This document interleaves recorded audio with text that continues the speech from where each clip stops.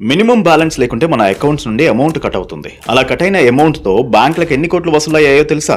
Recent గా కేంద్ర ప్రభుత్వం లోక్సభలో వెల్లడించిన లెక్కల ప్రకారం గత 3 ఏళ్లలో అంటే 2022-23 నుండి 2024-25 వరకు కేవలం మినిమం బ్యాలెన్స్ లేనందుకు బ్యాంకులు వసూలు చేసిన జరిమానా అక్షరాల 19,000 కోట్లు. ఇందులో ప్రైవేట్ బ్యాంకులు 11,000 కోట్లు గుంజాయి. పబ్లిక్ సెక్టార్ బ్యాంకులు 8,000 కోట్లు వసూలు చేశాయి. అంటే సామాన్యుడి అకౌంట్ లో డబ్బు లేకపోవడమే బ్యాంకులకు పెద్ద ఆదాయ వనరుగా మారింది. ఈ వసూళ్లలో ఏ బ్యాంకులు టాప్ లో ఉన్నాయంటే ప్రైవేట్ సెక్టార్ లో హెచ్డిఎఫ్సి బ్యాంక్ ఏకంగా 3,872 కోట్లతో మొదటి స్థానంలో ఉంది. పబ్లిక్ సెక్టార్ లో పిఎన్బి అంటే పంజాబ్ నేషనల్ బ్యాంక్ 1,578 కోట్లతో టాప్ లో నిలిచింది. గమనించాల్సిన విషయం ఏంటంటే జీరో బ్యాలెన్స్ అకౌంట్ అంటే జన్ధన్ అకౌంట్స్ కు ఈ ఛార్జీలు వర్తించవు. కానీ రెగ్యులర్ సేవింగ్ అకౌంట్స్ ఉన్న సామాన్యుడు మాత్రం ప్రతి నెల ఈ భారానికి గురవుతున్నాడు. మరి దీనికి సొల్యూషన్ ఏంటి అంటే మీ అకౌంట్ లో మినిమం బ్యాలెన్స్ మెయింటైన్ చేయడం కష్టమైతే వెంటనే దాన్ని basic savings bank deposit account BSBD కి మార్చమని మీ బ్యాంక్ ని కోరండి. అక్కడ మినిమం బ్యాలెన్స్ నిబంధన ఉండదు. సో ఇన్ఫర్మేషన్ ఇప్పుడే మీ ఫ్రెండ్స్ అండ్ ఫ్యామిలీకి షేర్ చేయండి.